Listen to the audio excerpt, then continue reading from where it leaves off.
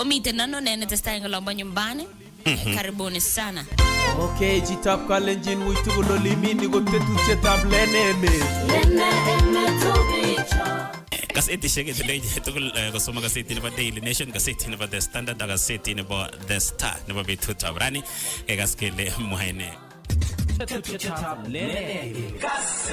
Boaz Kemboy Triza Cheroro we yamajale Jehova gongo mugaga ya jemi fichugere kuno ko kapga tu je mwe titolo matyange ko mite serikali no hii the easiest thing ko kiatakan serikali and anybody in the serikali and anybody in the leadership whether co-elected and not co-appointed. It is the easiest thing to do because you don't need to explain. Kingo jo serikali ne ko target ne gure presidential working party on education reform. Kaya hanyon analysis ngeme tu gele yune ngalega elimu. Omo elimu connect ko the engine. Siasa sinye kumagaria goingu. Siasa ko lazima itinye sababu kila. Yenyete ngoi mengaria biashara. Ria biashara na yae. Yani lazima ile kakial tagayani. Nena stock na maji mutai. Next week komuch kupatia sukari okay, you know. Boaz Kemboy Triza Cheroro Isitai activate tatuchetab lene emet en Kass FM International. Kass FM International.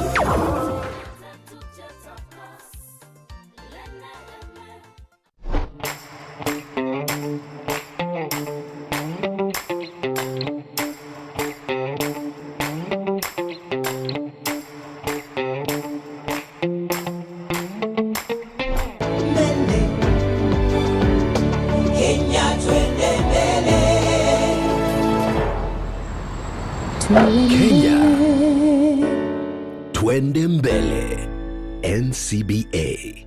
Go for it.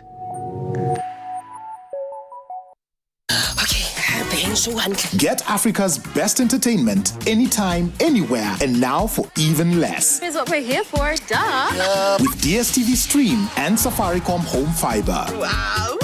Just dial *400# then 0 to choose this DSTV offer. Select your Safaricom Home Fiber account and the DSTV Stream package you want, now at a discounted price. Then select your Home Fiber plan, confirm payment, pay using your M-Pesa PIN, and click on the link received to sign in to your new DSTV Stream account. Then enjoy the best movies, series, and sport in Africa at its best price ever. Only with DSTV Stream and Safaricom Home Fiber. T's and C's apply.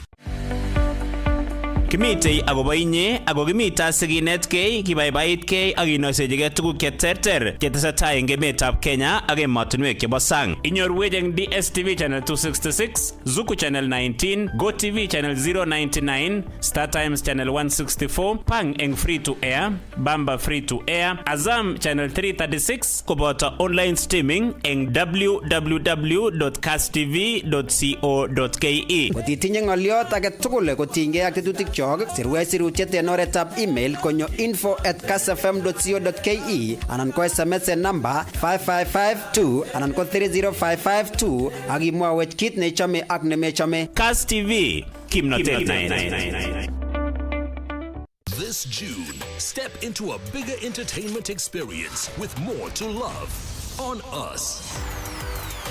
We're talking more drama, more action, more unforgettable stories, all waiting for you. We're opening up our world of entertainment so you can view more. Okay. This June, pay for your current GoTV subscription and we'll upgrade you at no extra cost. This June, step into a bigger entertainment experience with more to love on us. We're talking more drama, more action, more unforgettable stories, all waiting for you. All hands on deck. We're opening up our world of entertainment so you can view more. Good job, partner. This June, pay for your current DSTV subscription and we'll upgrade you at no extra cost. Posten na Twitter, Insta, aginde Facebook. Kona ingwendo ni gole impo wangu. Tetutietab nenetesetai extra ko tetutiet nekibun mixed moto played by one and only our baddest DJ Redmond. Redmond Ole Serem. Watu kora wale enga sartage ketoje influencers, tiktokers, social media influencers achege tugul negase kotindo talent ako meje ko partage eng mashabiki. Can become red flag. We were green flag and it did not help us with anything. Can we just ongetuye engila Jumamos eng nenetesetai extra omitaganende Jacqueline Arusei akiwatile mix ananchenwage ko moto chebutun one and only our baddest DJ.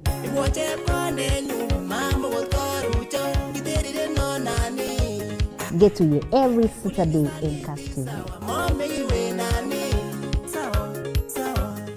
Posting on Twitter, Insta, aginde Facebook. Kona ingwenduni gole impo wangu.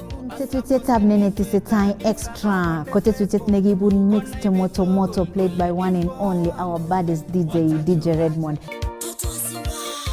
Redmond Ole Serem. Watu kora wale enga sartage ketoje influencers, tiktokers, social media influencers achege tugul negase kotindo talent ako meje ko partage eng mashabiki. Can become red flag. We were green flag and it did not help us with anything. Can we just ongetuye engila Jumamos eng nenetesetai extra omitaganende Jacqueline Arusei akiwatile mix ananchenwage ko moto chebutun one and only our baddest DJ.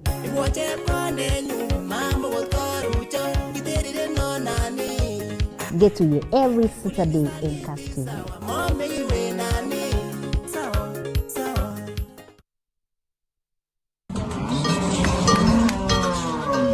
Longetab kabatik ko tetutiet neitun kila kosomok kasi kongete sait somok agoi sait somok ak kebeberyat nebo Kemboi eng Kass FM International ak eng Kass TV eng kila kwangwan kasi kongete sait agenge agoi sait somok nebo Kemboi. Eng tetutioni ko kinetige akobo boisionikab kabatisiet, aldaetab tugukab imbar, siroshek ak alak ole kingololi ak ngamotik koboto kabatik chekikotokchige kabatisiet chekonech netishet kagibochi mkulima tuguk tugul stepishek kongete angwan akoi lo pero nebo lele kakokara kuniet makonor nguno bandek chik boisioni bo marakwek kokonech tuguk chechang kikeboisien eng kit age tugul kikeboisien kechulen buchi kikechoben chapati kotuye ak ane Bernard Tanui eng tetutiet bo longetab kabatik eng Kass FM ak Kass TV asikinetkei chechang.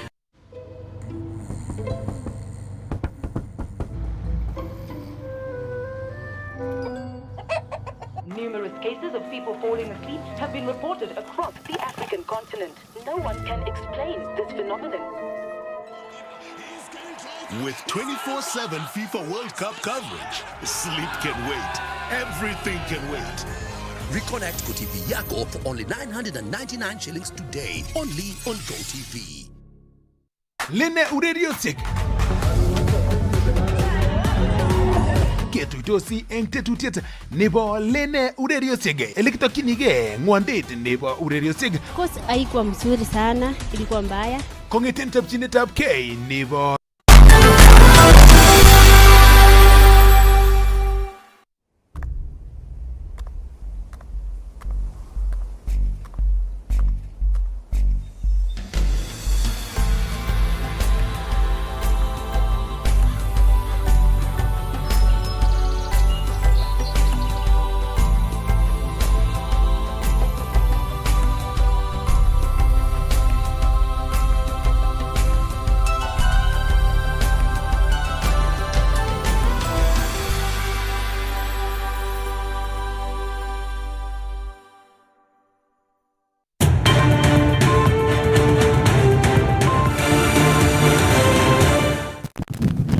Chamgejitab kalenjin amangwengwe tugul ole mite ko ibaibai akikere ketishet nebo Kass TV tetutiet ko Kass Mashinani kekure na Jacqueline Arusei eng Kass Mashinani kebun logoiwek chetesetai eng emet Tibwat ile mite sirik chok chebo logoiwek eng counties cheterter kotesetai kosubi logoiwek ako notok kebendi keibun tugul kou ole kong'ete studio nebo Kass TV. Kitaune logoiwechotok bo county nebo Bomet ole kakobar kaimetab kei kabatik chebo avocado kobun Chepkirib, Kembu ak Chemaner eng Bomet East eng county nebo Bomet kosubkei na otestai konyor asenet rurutik kwa kosubkei ak chorset nebo avocado eng komasatak. Alak eng kabatik chekaimuch kongalal ak itishoni komwa ichek kole makonyorune kelchin kolsetab avocado kobate eng tai kokitinye icheket kelchin kobun kolsetab avocado. Kenyor reports kobun Festus Rono. Kabatikab avocado kobun Chepkiribe, Kembu ak Chemaner en Bomet Eastern County nebo Bomet kobune kaimutik kosubkei ak chorsetab logoekab avocado en kokwotunwek choton chekamwa ichek kole kokwo barak ole kakimuch kerutechin alak en kabatik kobun komosotok ole tinye ichek kaimetab kei nekamwa kole makonyorunen kelchin rurutikwak. Atemindetab avocado en Kembu Ward ako tabu nekitinye ko nebo chorsetab avocado. Ko ngebut avocado ishe ko kochang'a ptoik chekonyo kochorenech avocado. Kokichoraten imbar avocado ishe kokarurio kochore kemo. Pute kemo en saishek chemakikere. So noton kaimutiet agenge neketinye en temishet nebo avocado. Nibu ko kararan avocado ako toretech. Somenyon en season nenyone kesome ne serikali anan kandoik Department of Agriculture kotoretech akomwawech kit nenyolu keyai amun kaindetab ptok kora avocado. Toptok avocado nguni kekere kele noroik ang'wan chemiten tai kora koyam kebut. So ketinye orogenet kora kele ngwany ba korurtos kora kobunji kiptoichu. So somenyon kora nekisome serikalit nebo county nebo Bomet kele kotoretech ako ker inor kokonech security neyamat sikobit kora koribwech kiptoichuton komachut imbarenik. Amun ko kit nekokakibwat ko kele kinam kiruoten imbar ngandan kiruiyo alak imbar kora ako kitestai kechoren avocado. Kamwa Ellen Terer kole kikotil kokes logoechoton akoboisien en oratinwek alak cheimuch kokochi ichek kelchin kosubkei ak chorset nemi barak nerirtoen neranik kobun komosotok chekikochutchi chorsetab logoechoton. Ikere ot kinam any kingokakonam ptoik kochor kinam kebut ak kele kaikai kechoben ui tugul avocado oil chekiilengei asikobit kotoretech kosir kokesta kiptoik. So kokinam kebutote kinde ko ak kele kechoben avocado oil asikobit ot kiilengei instead of kochor kiptoik kotar amun kakebut chebo export kochut imbarenik kiptoik akochorat fagia nganan ot kitakochor choton kora chebo export. So kokinam ine king'arate ak kele kaikai kindeoten ko sikechoben mwanik choniton sikotoretech kora kiilengei. Kora komwa ichek kole kaimutiet age ko chemung'arainik chebo kwen anan brokers chekikong'emchi ichek mung'arenywan mising ko olietab avocado. Ngotinygei ak logoechu amwoe ale eye bichu telelchin ng'alekab logoek chu nyokoibe chebo export totoretech kabisa koyoiwech kit agenge ndot kochobwech ot factory konekitit sikerib tugukyok kokoronekitun ak keib koba yuto yu nekit koribok tugukyok kochobe olekiipchin tugukyok amun kabarech ot brokaek kabunji brokaek logoekyok matokobunjech ot chebo echek temik katarene logoek kabisa ngunon kole kakile kialdo ra logoek konibare cheng ot nekalenen moche kial logoyat chito neibes kole kaib olimbo Nairobi komekere noton brokayat no ng'olole twa kabarech kabunji logoek en tabare kole otoretech any okwekyon olenen omoe logoek amun kikemin ak mising kora kesome kora kele takitekwech factory nenekit anyini sikeib logoek amun kimin kokwoninyon tugul kokiib akwates kidogo kora alenji ikere sile kakokwek asenet ine kochang'a chorik makerue kiripse kemo. Wenye wananunua avocado ni brokers. Wananunua kutoka kwetu alafu wanaenda kutafuta mwenye anachukua tena. So sio processor. Tuseme tunauzia brokers. Alafu brokers wanaenda kupatia processors. So kama serikali wangekuwa na one way ya kununua angekuwa mzuri. Yeah, kama angekuwa na policy ya kusema tuuse tukiwa kwa cooperative ingekuwa mzuri. Kong'eten county nebo Bomet logoiwekab emet chebo Kass kainenyun ko Festus Rono. Kostoman County nebo Narok budget nebo silingishek bilion 16.94 chebo kenyitab mung'aret nebo kenyitab 2025 kenyitab mung'aret nebo 2026 2027. Wangalalenga setani kusuma ni budget inotoko kwa kandoik cheba County Assembly neba Narok, kondojin County Committee Executive Member neba Finance David Olemuntet kole goita wanji serikali tab county inotok rabishek chemite barak sectors cheba kasuleta paisionik cheba bandab tai kanyaiset anan tililinda kobata kora somanetab ECDE. Mr. Speaker, the financial year 2026-2027 budget was formulated with a fulfillment, consideration of the prevailing global economic environment marked by the ongoing conflict in Eastern Europe and Middle East, which have driven up international oil prices and adversely affected economic activities across sectors. Mr. Speaker, despite the global economic hardship, we anticipate moderate growth in Narok County supported by investment in infrastructure, tourism, agribusiness, livestock sector, with a continued focus on the climate resilient initiatives and green economic transitions. Nevertheless, the county government will continue to closely monitor all external and domestic risk and take necessary measures to safeguard our fiscal projection and maintain the overall financial stability. Mr. Speaker, I will now highlight the county revenue and revenue-raising measures necessary to finance the expenditure, which I'll be elaborating later in this statement. Mr. Speaker, we are committed to mobilizing adequate funds while ensuring fiscal discipline. Therefore, the financial year 2026-2027 budget estimates have been prepared in strict adherence to a fiscal framework that ensures our expenditure are fully matched with projection revenues. Mr. Speaker, to support our economic agenda and sustain key programs, the county government will continue implementing a balanced mix of revenue policies and administrative measures aimed at boosting revenue collection. Mr. Speaker, building on progress made in the previous 4 years, our focus in the financial year 2026-2027 will be on strengthening on-source revenue mobilization through the following key initiatives. Number one, a push for enactment of the Narok County Revenue Administration Bill 2025, the Narok Trade Licensing Bill 2025, and the Narok County Agricultural Produce Cess Bill 2025 to provide a consistent and a predictable framework for on-source revenue administration and policy formulation. Number two, strengthening the automation of revenue administration processes to improve the overall efficiency of the revenue system. Number four, enhanced collection by county departments and agencies through services they provide to the public. And number five, scale up the use of public sector partnership strategies for commercially viable projects.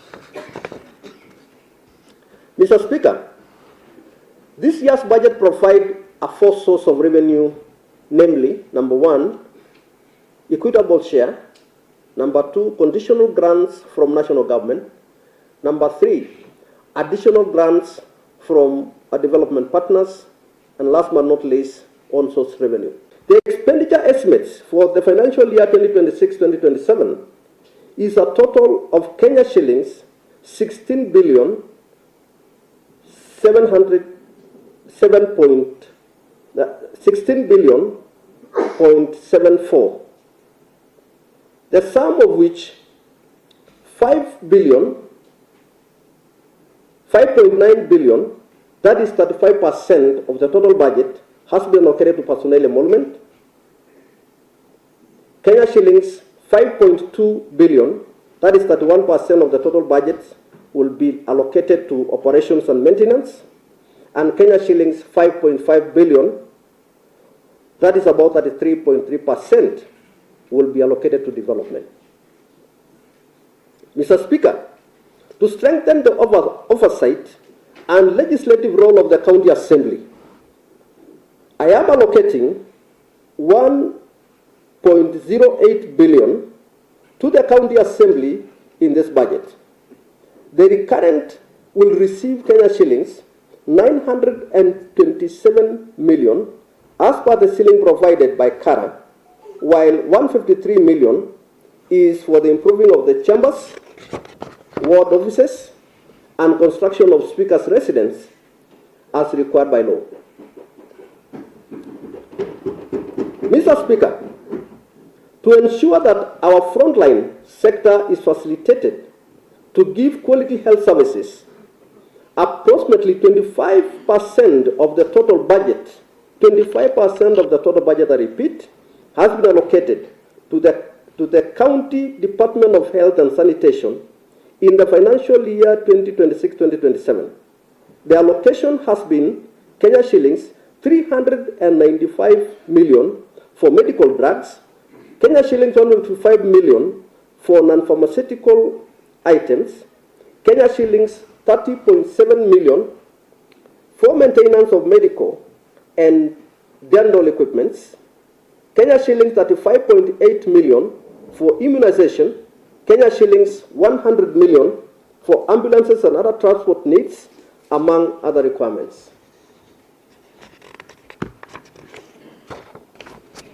Mr. Speaker, the allocation to the health sector also comprises the sum of 1.19 billion for the completion of the ongoing projects, equip and upgrade health facilities across the county.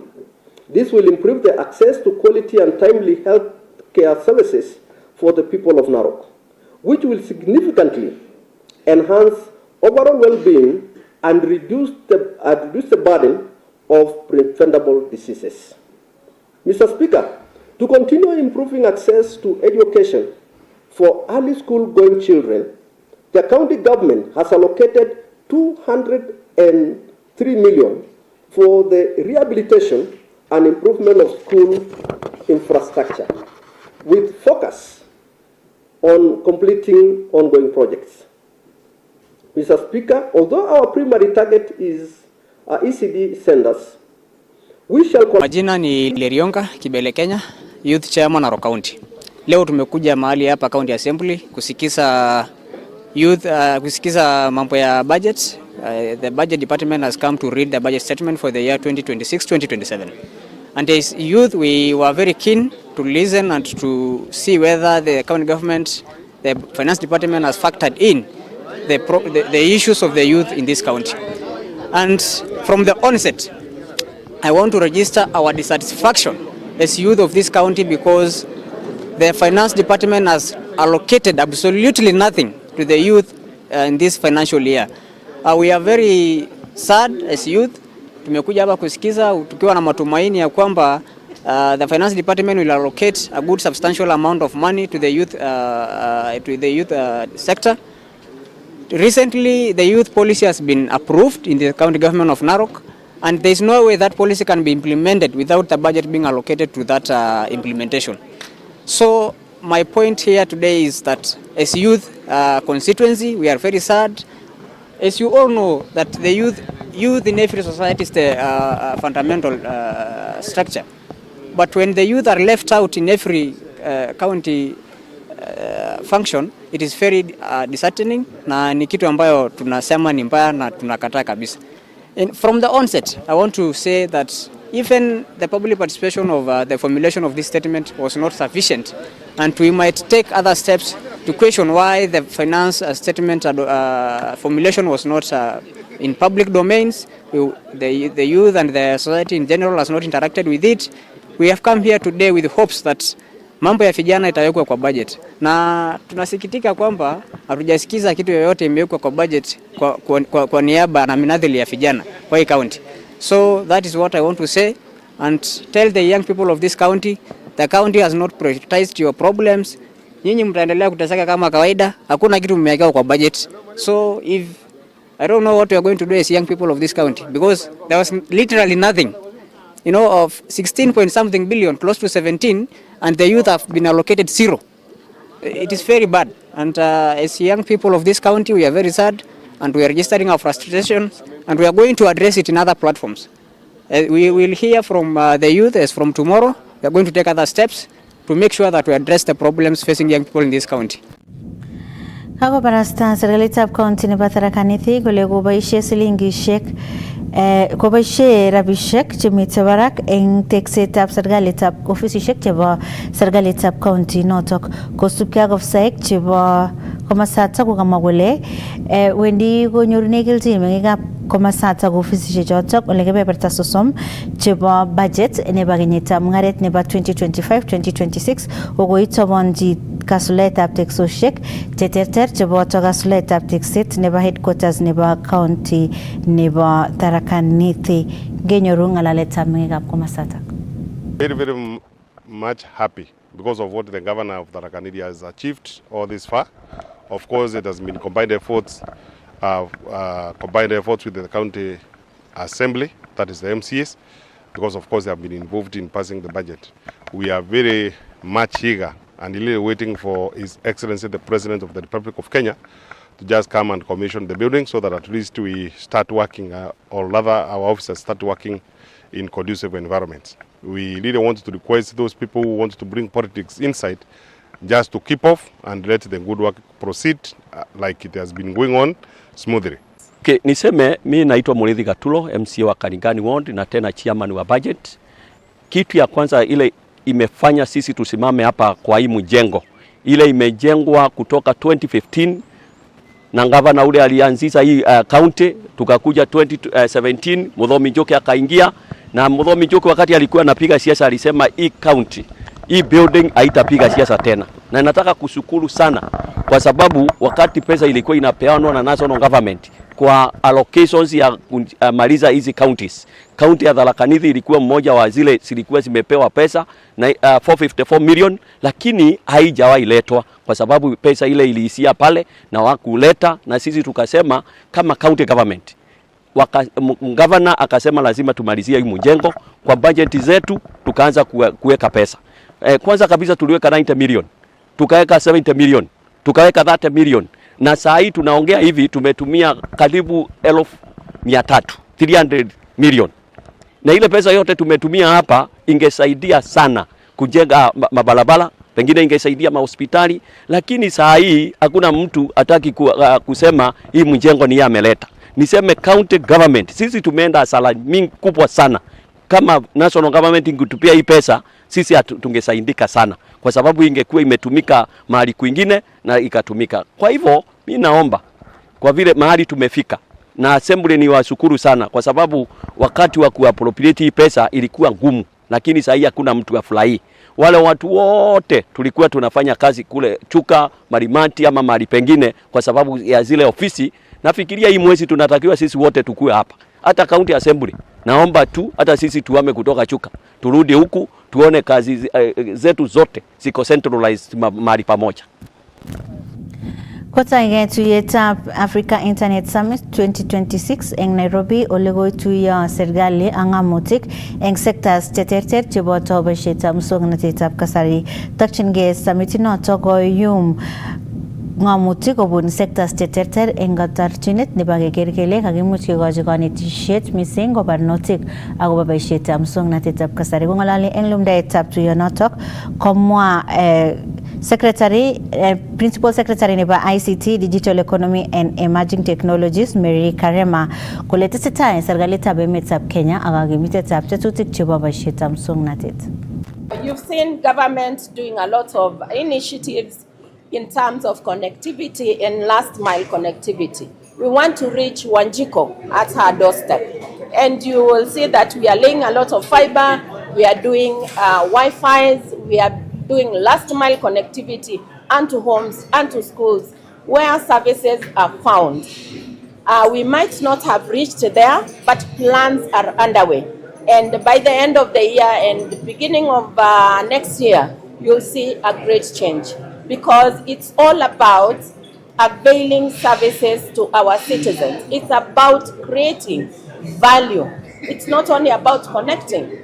It's about connecting innovators, connecting entrepreneurs, small enterprises to grow their product and be able to market their products not only in Kenya but across the borders. It's over talking about internet. It's about the value we create. Number two, it's about allowing our citizens not only to work in Kenya or to do business in Kenya. How do we move them to cross-border? How can they move freely to Tanzania, to Uganda, to Rwanda, and do business without any limitation? We are looking about identity. How can we make sure identity in Africa is recognized across the borders? If you look at Europe, you go to Europe, you never know when you cross the border, because nobody will ask you for your ID, nobody will ask you for the passport. So therefore, we want to make Kenya and Africa at large to be that one united country, that one united family. And why these forums are important? This is where critical decisions are made. Transparent collaboration and issues are discussed openly. And we are looking at Africa as one, as I've said, because we are not in competition. So therefore, we'll have candid discussions on how do we move internet to the next future. We've been able to help build more internet exchange points around the continent. It is the internet exchange point establishment that actually contributes to reducing the cost of connectivity, but we still have some countries that don't have the exchange points. We have countries that are having challenges with connectivity. So this was really an opportunity for us to come together and to discuss and find ways of improving internet connectivity for the continent. The African Internet Summit is one of the very crucial gathering of professionals and all stakeholders in the internet ecosystem in Africa. So the summit gathers together everyone that has anything to do with internet, from operators, government, even to ordinary users. And basically what we try to do here is bring everybody on the table. We discuss all issues that concerns internet availability, penetration into our local communities, and making this internet affordable to even the ordinary man in Africa. The internet has a certain spirit of forcing us to have to collaborate, communicate, share things, okay, and work together. That's the very nature of why we have this multi-stakeholder, multidisciplinary kind of coordination. We are forced to have to coordinate. We can't just get up and go. And that coordination also translates into higher and higher, better uses. If we don't coordinate with the village, then you will not be able to get the internet there, or even if you get it there, it may not be used properly. And we think that is really the key to success.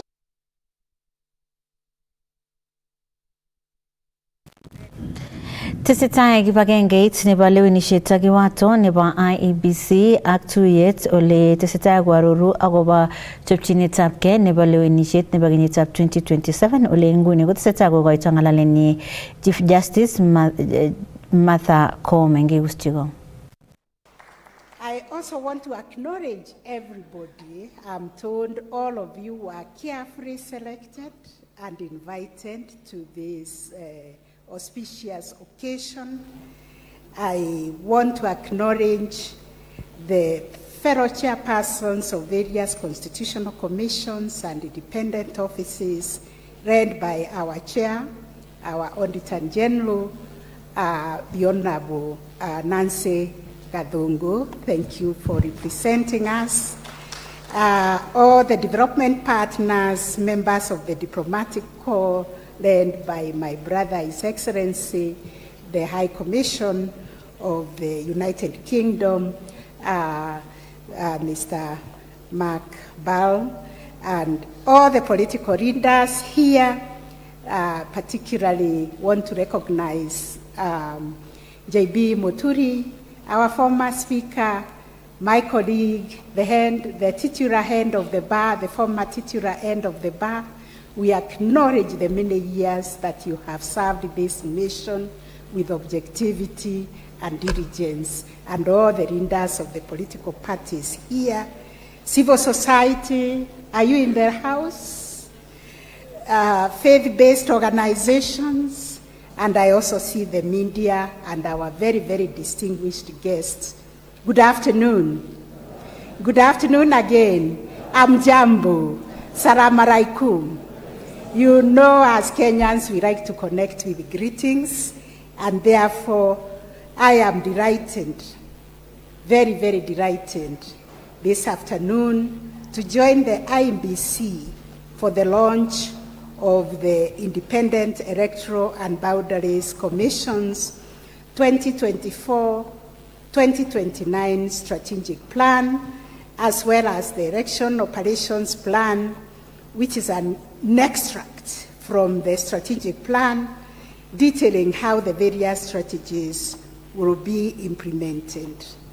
Just before you took office in July last year, the judiciary launched our own operation plan for the 2027 general elections, because we like to go ahead of everybody and survey how the terrain will be so that we can prepare ourselves. And therefore, today, this launch marks a very significant milestone in our collective journey towards strengthening our democracy, enhancing electoral governance, and deepening citizen participation in building a better Kenya for all of us.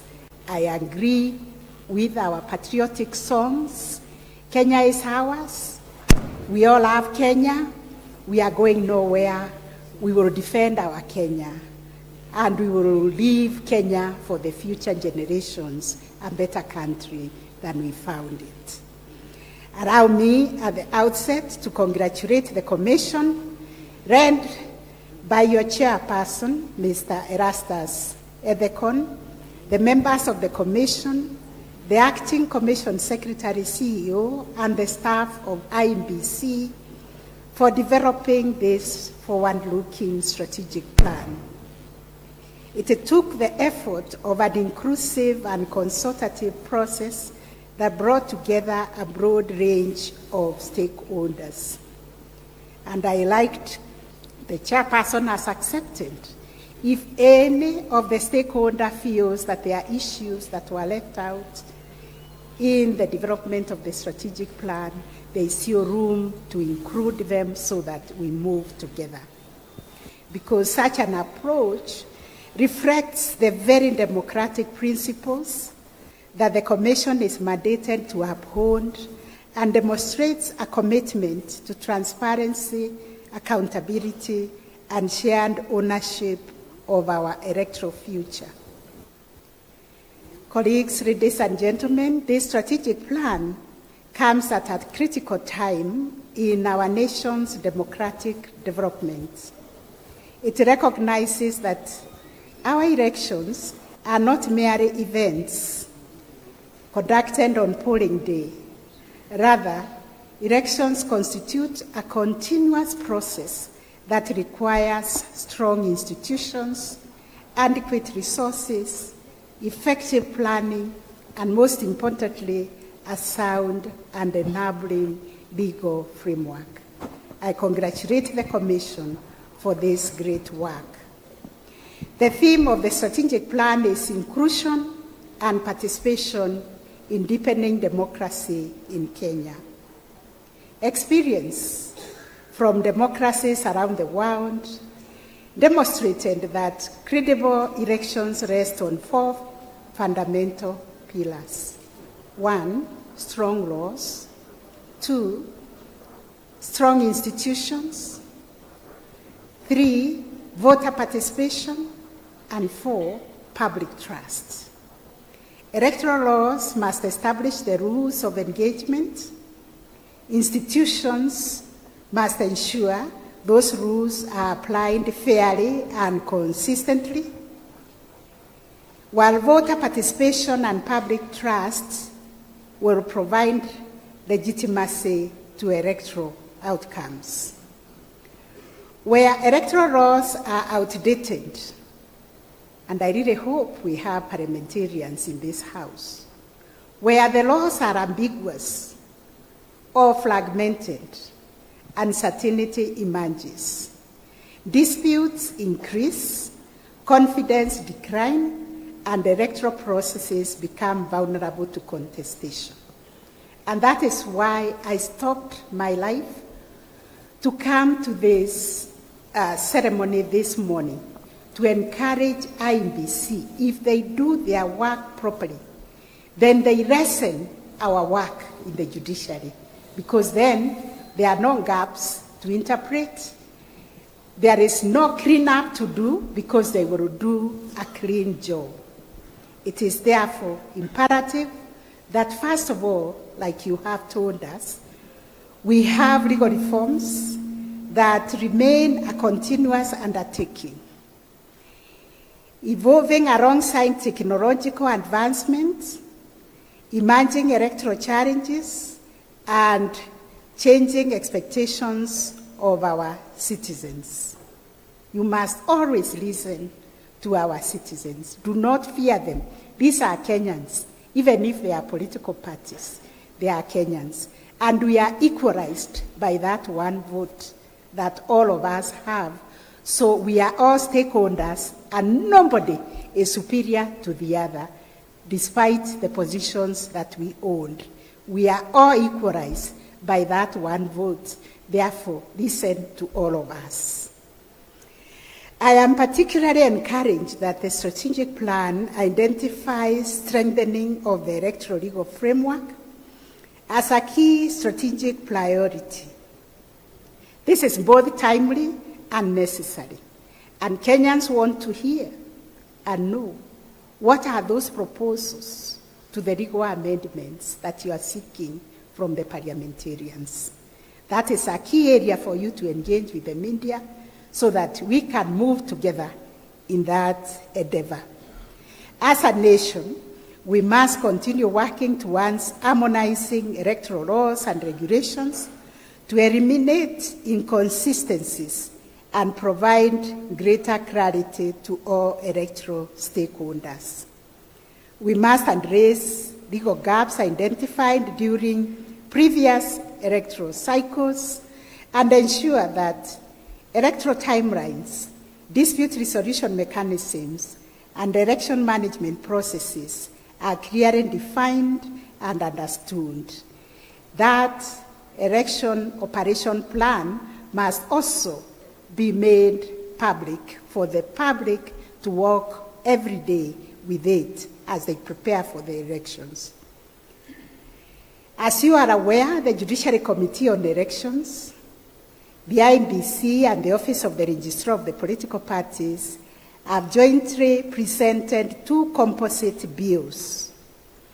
The Elections Laws Amendment Bill 2026, the Political Parties Bill 2026. We did this to Parliament, and these bills propose legislative interventions aimed at improving the management of elections and streamlining the legal framework for resolution of electoral and political disputes. I take this opportunity to urge the National Assembly and the Senate to fast-track the consideration and enactment of these two proposed bills. Legal certainty is the cornerstone of electoral integrity. When citizens, political parties, candidates, and election officials understand the rules and trust those rules that will be applied fairly, there will be confidence in electoral outcomes, which is significant in terms of the credibility and predictability of our elections, and will contribute to peaceful and credible elections. This strategic plan also recognizes the growing role played by technology in electoral management. In fact, when I read it, I said these elections will be won and lost, and they stand on the use of technology. Technology has become an indispensable tool for enhancing efficiency, transparency, and accountability within the electoral process. However, technology alone cannot guarantee credibility. Its effectiveness depends on the existence of robust legal safeguards and institutional oversight, as well as the goodwill by all the parties to embrace the trust the trust that technology is just an enabler. So as we embrace innovation, we must ensure that our legal frameworks adequately address issues of our data protection, our cybersecurity, transparency in electoral technologies, and accountability in electronic electoral processes. The IBC must therefore provide a clear guidance on the deployment. What technology will you deploy? What management are you going to use? And how are they going to be audited so that the use of that innovation strengthens rather than undermines public confidence in elections? Equally commendable is the operations plan's commitment to inclusion and equal political participation. The strength of any democracy is measured not only by the conduct of elections, but also by the extent to which all citizens are able to participate meaningfully in the electoral process. So we want to urge Kenyans that Kenya is a multi-party democracy. I think that one was paid for with sweat and blood. And therefore, we can never forget the role played by the opposition in our democracy. Women, youth, persons with disabilities, minority communities, and other marginalized groups must not merely be observers of democracy, they must be active participants and beneficiaries of it. I expected a clap for that. Thank you. Legal and policy reforms should continue to remove barriers that hinder participation and create opportunities for all eligible citizens to exercise their political rights fully and freely. A truly credible election is one in which every voice matters and every vote counts equally. Distinguished guests, I also wish to commend the Commission for prioritizing governance, risk management, and compliance within the strategic plan, because strong governance structures are indispensable to institutional credibility. Election institutions must not only be independent, but must also be seen to operate transparently, professionally, and within clearly defined legal parameters. I liked when the Commissioner, Abdi Nuh, said he is Abdi Nuh and nobody else. And he will remain Abdi Nuh even after the 2027 elections, because his allegiance is to this nation and nobody else. Furthermore, credible elections require effective collaboration among all stakeholders. I like what everybody said here. None of us can succeed in delivering free and fair, credible elections, but all of us must work together, because no institution can deliver electoral integrity in isolation. The Parliament, the judiciary, the security agencies, the political parties, civil society organizations, our development partners, the media, and citizens all have important roles to play. Only through sustained cooperation, mutual respect for constitutional mandates, and a shared commitment to democratic values can we safeguard the credibility of our elections and strengthen public confidence in our democratic institutions. Ultimately, the success of our electoral system depends on public trust. Citizens must have confidence that electoral processes are fair, transparent, inclusive, and governed by the laws that are applied consistently and impartially. Public trust cannot be demanded. It must be earned through integrity, accountability, and continuous improvement. Allow me to use this opportunity to urge IBC to appreciate that one of the surest ways of building public confidence in an electoral process is through the firm, consistent, and impartial enforcement of the Electoral Code of Conduct. Across the country, yes, I appreciate that, because you cannot say your hands are tied by who? You have the Code of Conduct to enforce. When somebody breaches the Code of Conduct, please disqualify.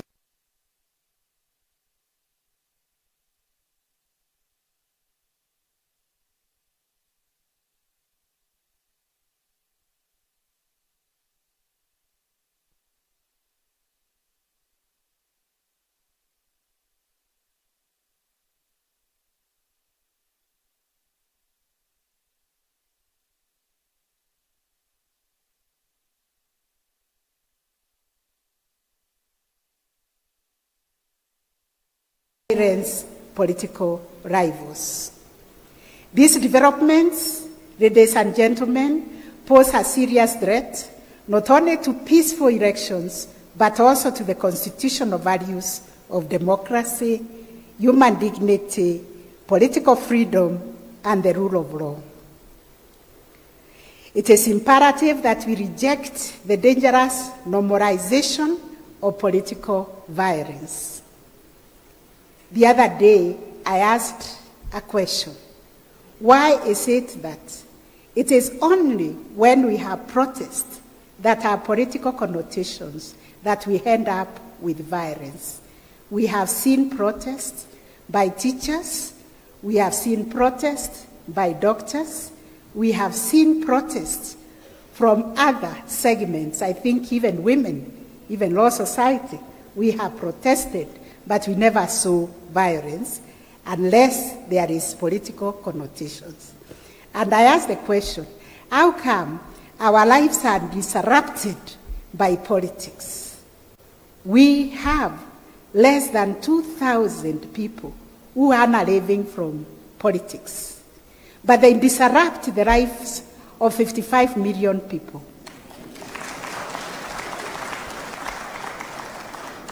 The Commission must therefore send a clear and unequivocal message that those who engage in violence, those who sponsor criminal elements, those who incite supporters or otherwise violate the Electoral Code of Conduct will face swift and appropriate sanctions regardless of their political affiliation, status, or influence. It is important to recall that following the contestation of the Commission's power to enforce the Electoral Code of Conduct during the previous electoral cycle, the matter came all the way to the Supreme Court in the case of the Independent Electoral Boundaries Commission versus Sabina Chege. That judgment delivered in 2023. I don't know how many remember it, but it firmly affirmed IBC's constitutional mandate under Article 88 of the Constitution to receive, to determine, and to enforce compliance with the Electoral Code of Conduct. Am I talking to somebody? They have the power under the Constitution to enforce the Electoral Code of Conduct. and the legal position is therefore now settled. The Commission possesses both authority and the responsibility to act. So please don't cry and say your hands are tied.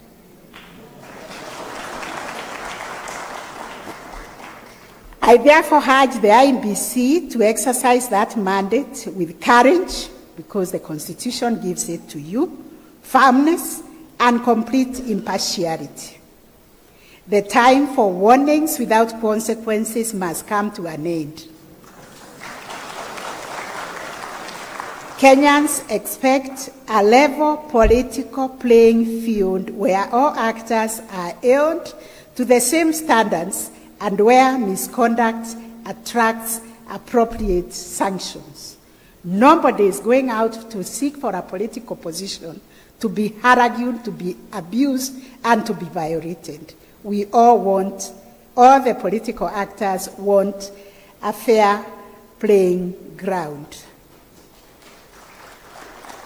And by decisively enforcing the code of conduct, the Commission will not only deter violence and electoral malpractice, but will also strengthen public trust in the integrity of the electoral process and contribute significantly to the realization of peaceful, credible, and democratic elections.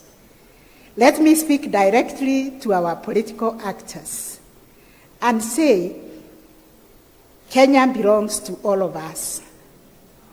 The hopes, livelihoods, and future of over 55 million people must never be held ransom by the ambitions of a few seeking political office.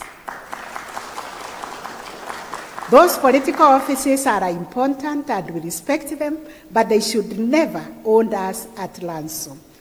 Children must be able to go to school, people must be able to go to work, businesses must continue as usual as they campaign for these positions. The responsibility of seeking leadership demands respect for the people. If I am seeking for a position, I must respect the lives of the people. Respect for their choices, respect for their agency, and respect for the constitutional order that allows our country to function, thrive, and progress, whether we are in an election season or not. Political competition must never become a license to incite disorder, destroy property, disrupt livelihoods, or place the peace and stability of our nation at risk. We cannot allow Kenya to burn to satisfy the interest of a few.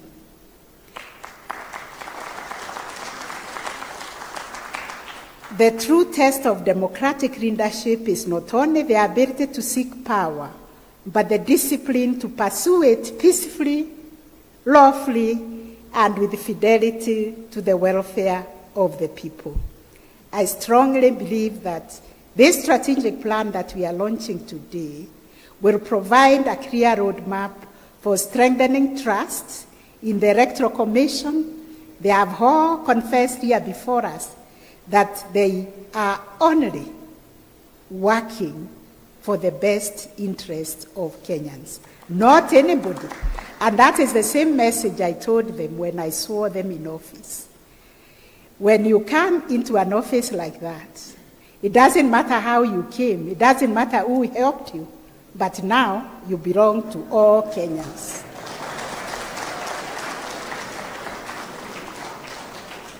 Therefore, the plan is a vision of an electoral system that is responsive to the aspirations of Kenyans and aligned with the principles of our Constitution. As INBC embarks on the implementation of this plan, I call upon all stakeholders to support the Commission in realizing its objectives. Together, we must strive to build an electoral system that delivers elections that are trusted, elections that are inclusive. I was so happy to hear that you will continue with another cycle of registration of voters, because you should never give up on Kenyans. Go where they are and register them until we feel everybody who wants to exercise their right to vote is registered. And this way, we can be inclusive, we can be peaceful, and we can help you to ensure that together we guard the sovereign will of the people. I also wish to sincerely thank our partners, including the UNDP, for your leadership and mobilizing resources through Election Basket Fund.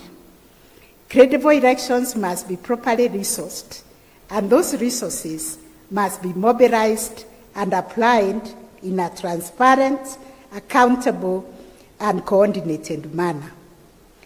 As we support INBC to deliver on its mandate, we must also continue to ensure that all the institutions involved in the electoral processes are adequately resourced to effectively execute their respective mandates.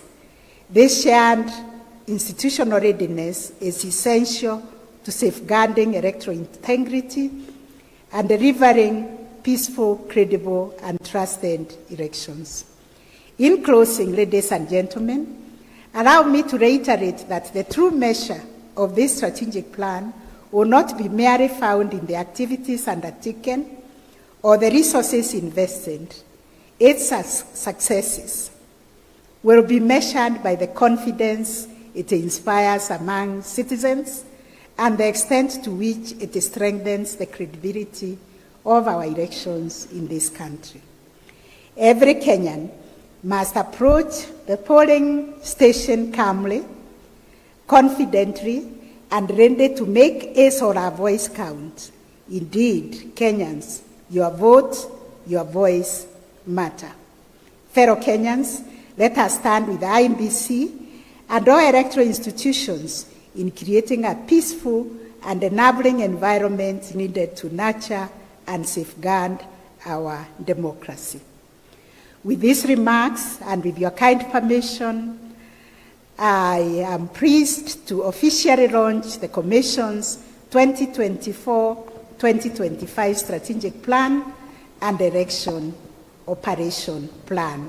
I thank you for giving me this opportunity, and like I've always said, I'm eternally grateful to Kenyans for having given me the confidence and opportunity to serve them as the first woman Chief Justice.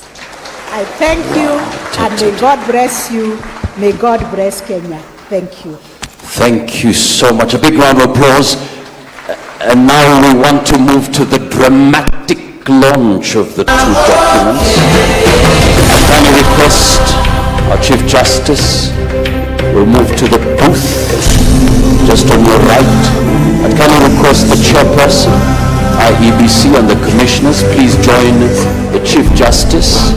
And once you're there, we'll have a countdown so that we can launch the two documents dramatically. So, distinguished guests, ladies and gentlemen, we will have our countdown.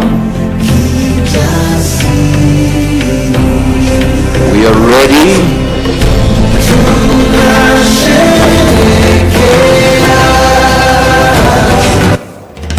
Countdown.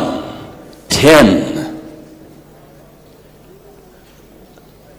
Aha. We are ready to go. So we'll do it together, everyone, wherever you are.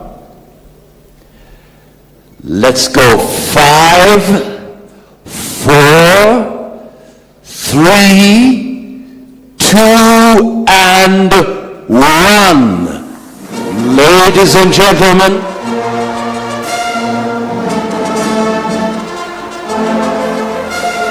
there you go.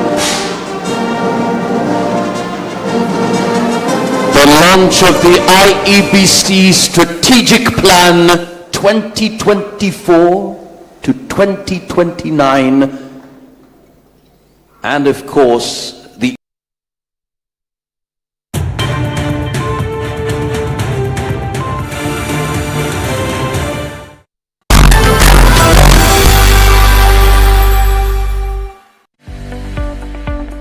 Kimitei akobo inye ako kimita sikinetkei kibaibaitkei ak kinosechigei tuguk cheterter chetesetai eng emetab Kenya ak emotinwek chebo sang. Inyorwech eng DSTV channel 266, Zuku channel 19, GoTV channel 099, Star Times channel 164, Pang eng free to air, Bamba free to air, Azam channel 336 koboto online streaming eng www.kasstv.co.ke. Kotitinye ng'oliot age tugul kotinygei ak tetutik chok, sirwech sirutiet en oretab email konyo info@kassfm.co.ke anan ko SMS en namba 55552 anan ko 30552 ak imwawech kit nechome ak nemechome. Kass TV, kimnotet.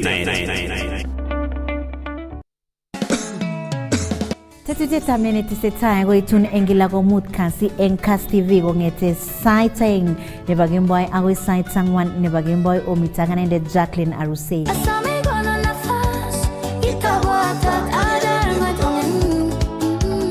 Ibwatileng netesetai ketindoi segments cheterter, mitei kebeberta nebo what's trending, king'olole akobo topics chekotestai kotrendan during the week eng social media. Aketindoi kora kebeberta nebo Talent Central.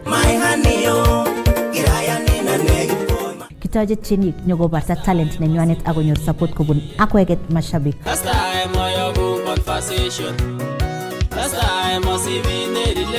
Ongetuyen kila komut kasi eng netesetai.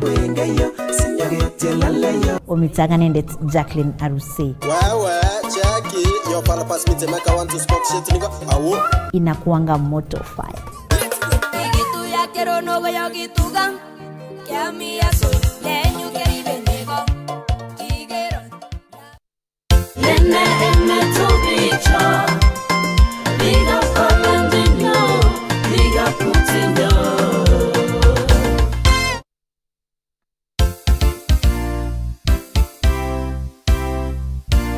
Omite nano nene testai ngolomba nyumbani.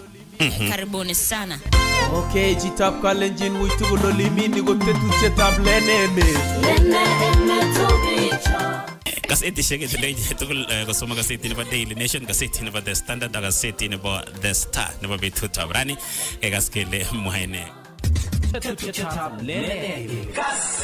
Boaz Kemboy Triza Cheroro we yamajale Jehova gongo mugaga ya jemi kichugier kuno ko kapga tu je mwe chito lu matyange ko mite serikali no hii.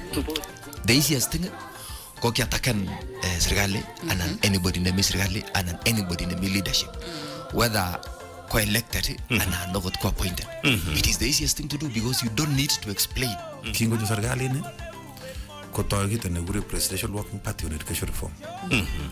Kaya anyon analysis ngeme tukul gele yune ngalega elimu. Omo elimu connected ko the engine. Siasa sinye kumagaria goingu. Siasa ko lazima itinye sababu kila. Yenyete ngoi men garia biashara. Garia biashara na yae. Yani lazima ile kakialda gani. Nena stock na maji mutai. Next week umuch kupatia swara wote. Umejangoli. Ushaonekana kwa TV? Bado. Sasa leo nisikia kwanza. Karibu. Kwa majina naitwa Paul Maritin, Senior Principal Songoliet.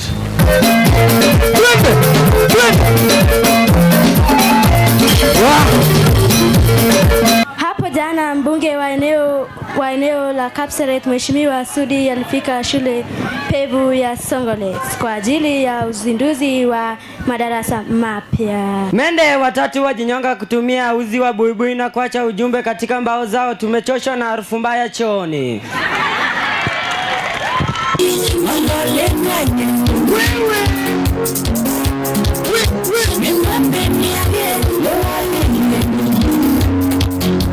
Glass on the floor, shattered in the sand.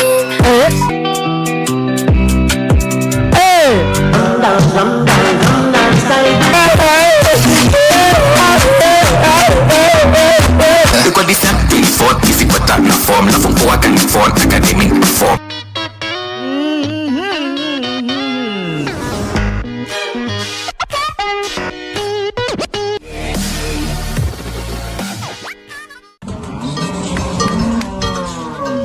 Longetab kabatik ko tetutiet neitun kila kosomok kasi kong'ete sait somok agoi sait somok ak kebeberyat nebo kemboi eng Kass FM International ak eng Kass TV eng kila kwang'wan kasi kong'ete sait agenge agoi sait somok nebo kemboi. Eng tetutioni ko kinetigei akobo boisionikab kabatisiet, aldaetab tugukab imbar, siroshek ak alak, ole king'ololi ak ng'amutik koboto kabatik chekikotokchigei kabatisiet chekonech kanetishet. Kakiborchi mkulima tuguk tugul stepishek kong'ete ang'wan akoi lo. Ero nebo lo nekakokara kuniet makonor nguno bandek. Boisioni bo marakwek kokonech tuguk chechang kikeboisien eng kit age tugul. Kikeboisien kechulen uji, kikechoben chapati. Kotuye ak ane Bernard Tanui eng tetutianito bo longetab kabatik eng Kass FM ak Kass TV asikinetkei chechang.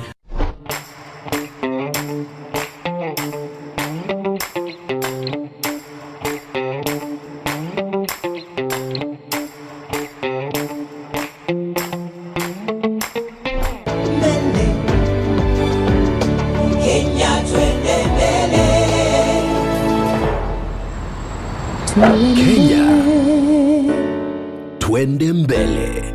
NCBA, go for it.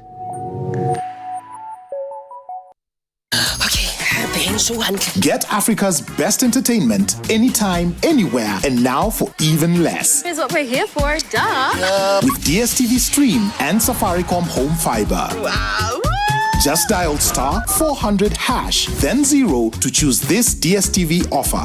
Select your Safaricom Home Fiber account and the DSTV Stream package you want, now at a discounted price.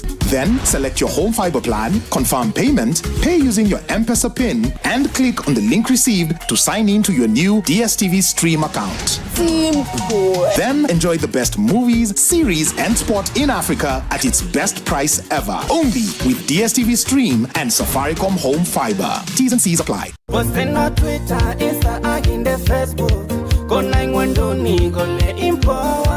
Tetutietab nenetesetai extra ko tetutiet nekibun mixed moto played by one and only our baddest DJ Redmond. Ole Serem.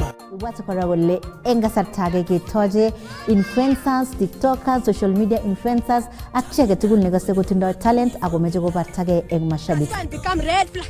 We were green flag and it did not help us with anything. Can we just Ongetuye engila Jumamos eng nenetesetai extra omitaganende Jacqueline Aruse. Akiwatile mix ananchenoge ko moto chebutun one and only our baddest DJ.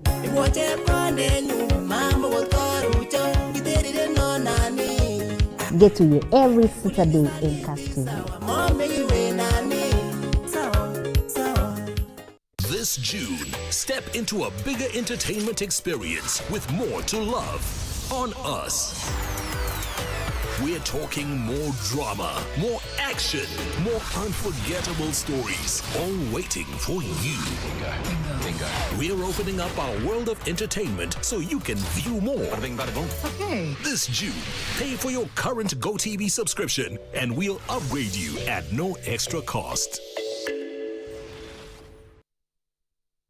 As the sun rises, so do we, as we trust it to rise and set without any worries interrupting your day. StarTime's home solar solution with solar panels, hybrid inverter, and lithium battery. Powering your prosperity and happier life. Empowering you to do the things that really matter. A complete and reliable home solar solution. Call us today. StarTime Solar. Power your life.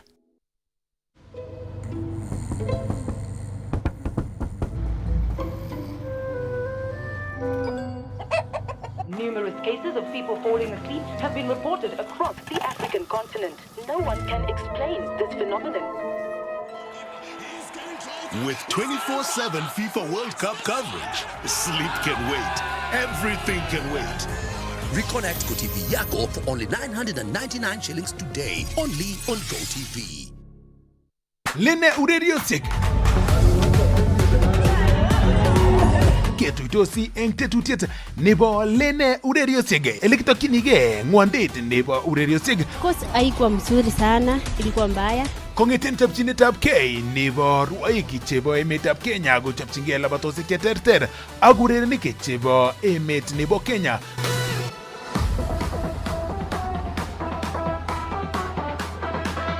Koboto kora ng'alalutik chebo ng'amotik chebo ureriosiek eng emoni. So ameche alechi vijana tugul kaikai ongeboisie talenta chekikonech sikobit keboisie eng oret nekararan. Kila betut nebo Jumatatu ak betut nebo komut kasi. Nimejangoli. Shaonekana kwa TV? Bado. Sasa leo nisikia kwanza. Karibu. Kwa majina naitwa Paul Maritin, Senior Principal Songoliet.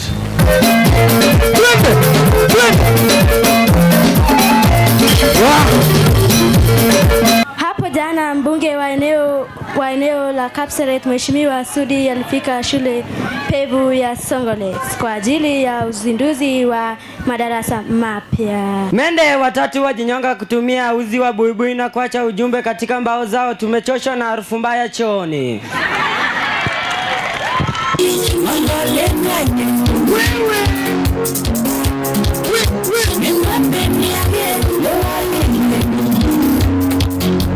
Grass on the floor, shattered in the sand.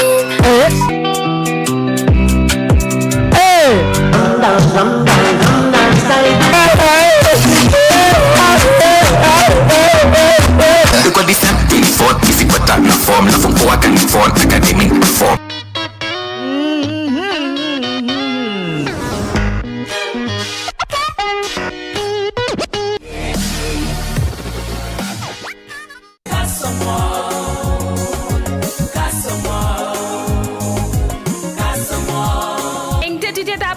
Su kila Jumatatu agoi komut kasi otochi na sikobit kenyoru tienwogik chotok cheiberurech.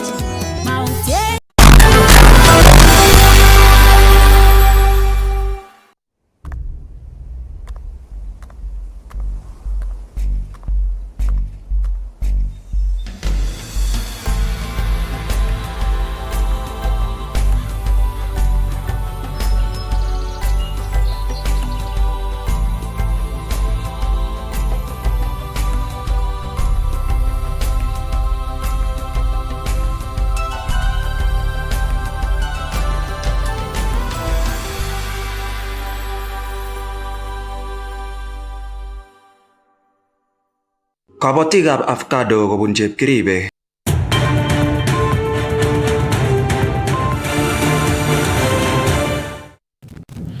Chamgei chitab Kalenjin itagat eng logoiwekab emet chebo Kass TV kikurena Jacqueline Arusei. Kitaune logoiwek chebo county nebo Uasin Gishu ole kakomangei chemung'arainik chesuldae mung'aret eng korik chekiboiboitegei eng county nebo Uasin Gishu ako kokoito kusei koityi bunge nebo emoni koker kole kai public participation eng Tobacco Control Amendment Bill emwat kole tomo koib committee netonondochin public health eng bunge notok kirenwa kotinygei ak mung'aranotok ole kamwa kole manyalu testai ngalale bunge bili notok amaib keretab biik chetinye bili notok. Kibendi kenyoru Timothy Kiplimo agenge kong'etie county nebo Uasin Gishu.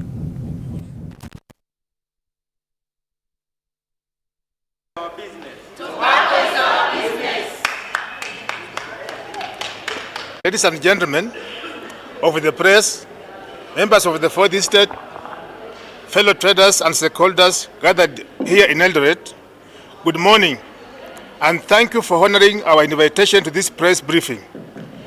We have called you here today because there is a matter of national importance that affects the livelihood of thousands of traders across the country. And it is a matter we believe every Kenyan deserves to know about. The Tobacco Control Amendment Bill currently before the Department of Committee of Health of the National Assembly. We understand that the committee is currently holding targeted meetings with select stakeholders in Nairobi, stakeholders who do not represent the face of Kenya and who do not represent our views as Kenyans at large. Our message today is simple. We want it heard clearly. We are calling on the National Assembly Committee on Health to hold proper public participation and consultative forums before this bill proceeds any further. This is not the first time traders have raised concern. When the Senate undertook its own process on this bill, we were not consulted, we were not invited, we were not heard. Decisions that will shape our businesses, our incomes, and the livelihoods of our families were made without us in the room. We made our dissatisfaction known today. We are here making it known again because we will not allow the same mistakes to be repeated by the National Assembly. Let us be very clear about this. What is at stake? Public participation is not a courtesy that Parliament extends when convenient. It is a constitutional obligation. Article 10 of our Constitution lists public participation among the national values and the principles of governance, binding every state organ and every public officer. Article 118 places a direct duty on Parliament to facilitate public participation in this legislative process. When traders, the very people whose businesses will be affected by this law, are excluded from the process, that is not a small administrative gap. It is an affront to right guaranteed to every Kenyan under the Constitution. A lawmaking process that leaves out the people it will govern is a process that stands against the Constitution itself. In our last press briefing, we outlined some of the issues we had with the bill. Among them is the proposal to ban flavors in nicotine and tobacco products. Banning flavors in these products will immediately open doors to a flood of illicit products in the country, as the market seeks to replace the genuine products which will have been locked out because of the ban. This will in turn lead to legitimate businesses like ours losing out, as consumers will go for the cheaper illicit products which will not have paid taxes or gone through the various compliance checks. Before you know it, entire business will close and the government will lose billions of shillings that would have been collected as taxes. This is why we are demanding that the National Assembly's Committee on Health conducts nationwide public participation on the bill. It is the only way the committee will get a genuine feel of what some of the provisions have on Kenyans, the very people who have elected them to that office. We therefore call upon the Department Committee on Health to pause and schedule structured public participation forums before advancing this bill any further, conduct nationwide public participation on the bill to give traders, associations, and the other affected stakeholders a chance to air their views on the proposed bill. Receive and genuinely consider all the feedback that we will receive from the nationwide public participation exercise across the country. Demonstrate in the final bill how public input was considered as the Constitution demands. These are not unreasonable demands. They are a minimum that the law requires and the minimum that fairness demands.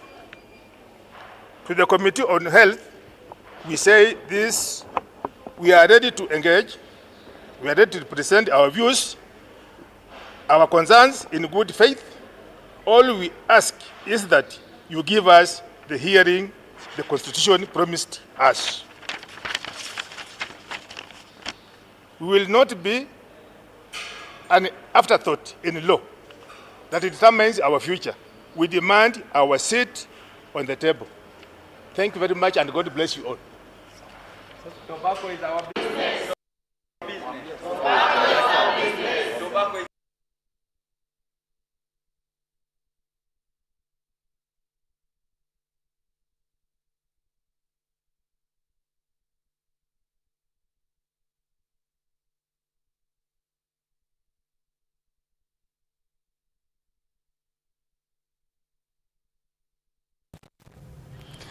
Tesetai kosuldae tuyet Cabinet Secretary nebo ripsetab kalyet eng emet orit Kipchumba Murkomen eng komasta nebo Kabusa angata Barigoi eng county nebo Narok kole tesetai tuyet nebo kakimitetab kalyet ak kawegunetab kalyet eng kebeberatak ole ngonekit koketestai kiborionji terchinet eng komasta notok bo angata Barigoi ako tesetai nguni kandoik kokoito ngalalet wange kuschiko.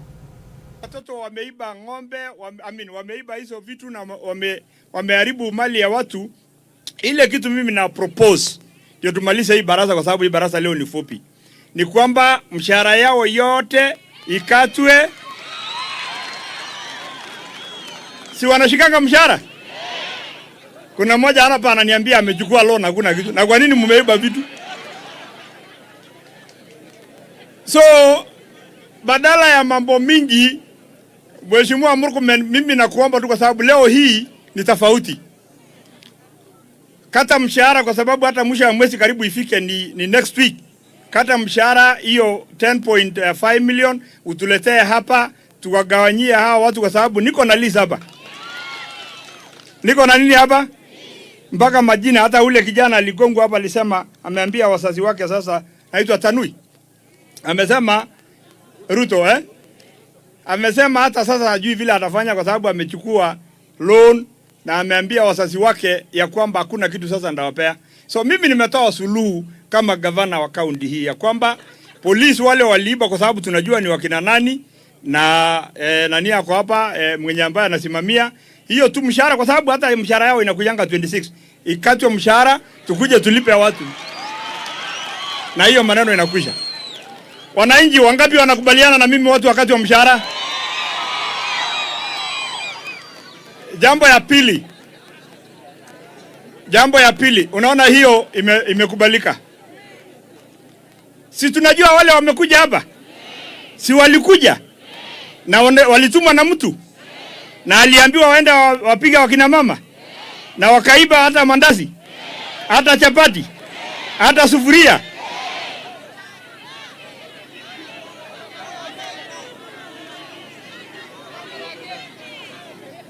Alia, kai kazi? Mimi kusikia mtu anaiba vitu ya kina mama namna hiyo. Hata sijui askari aina gani. Ya pili, ya ng'ombe mimi sitakuambia, kwa sababu najua hiyo ng'ombe imeibiwa ikapita hapa. Askari wale walikuwa hapa. The problem we have, Mheshimiwa Murkomen, na wewe umekuwa senator. You have represented the people. Ile shida tuko naye hapa si ati hatuna askari, tuko na askari ya kutosha. Na tuko na chiefs hapa. Na tuko na county commissioner na DCC. Na all the government apparatus, security apparatus, they are not acting. Kwa sababu kama ng'ombe imeenda pale kwa Migori, si tuko na serikali yetu pia iko Migori.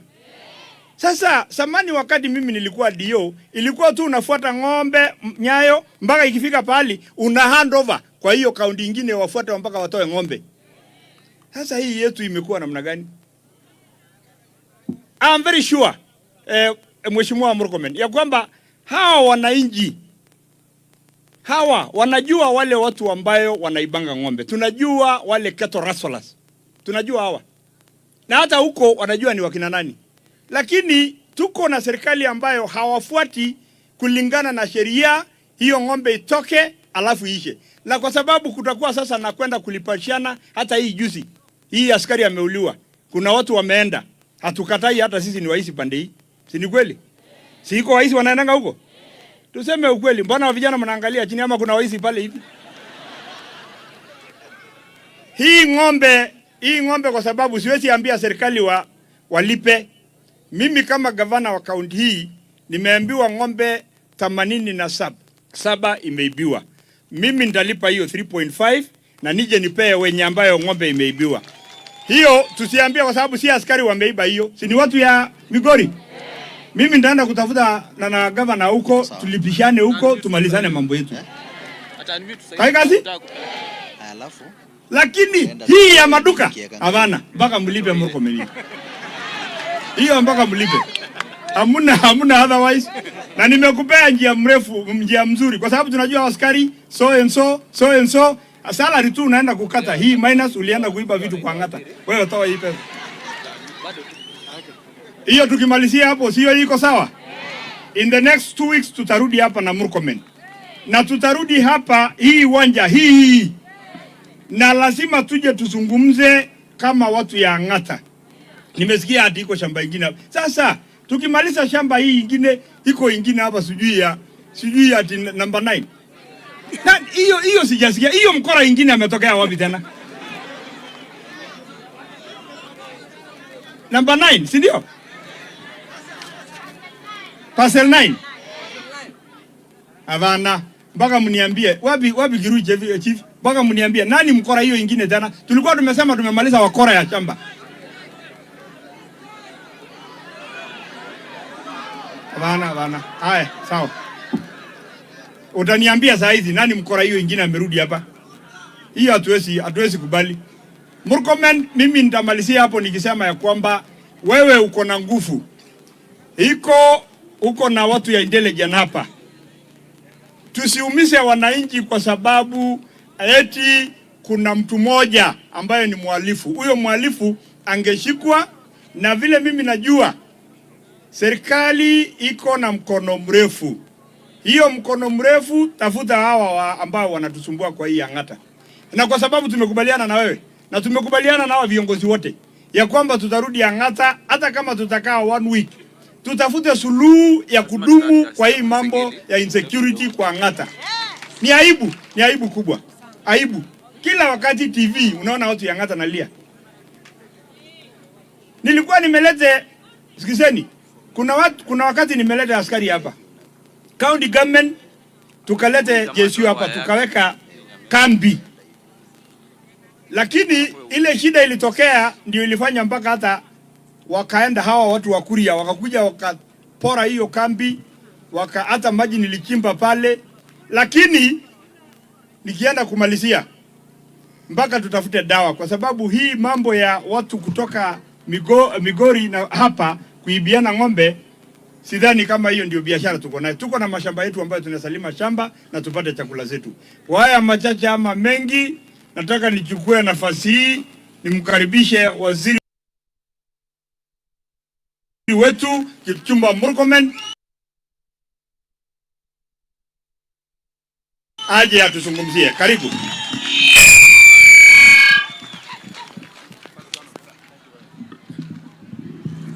Please ketini, asante sana. Mheshimiwa Gavana Patrick Ole Ntutu, ndugu yangu Senator Ole Kina, Mheshimiwa Sunguli, Mheshimiwa Rebecca Tongei, our county women MP, waheshimiwa MCAs wenye wako hapa, Mheshimiwa Deputy Inspector General of Police, GSU Commandant, Regional Commissioner wetu Dr. Hassan, pamoja na Regional Security Team, County Security Team, our chiefs, our village elders, wazee, vijana na wamama wa Ang'ata Barikoi, amjambo. Amjambo tena. Chamge. Ya kwanza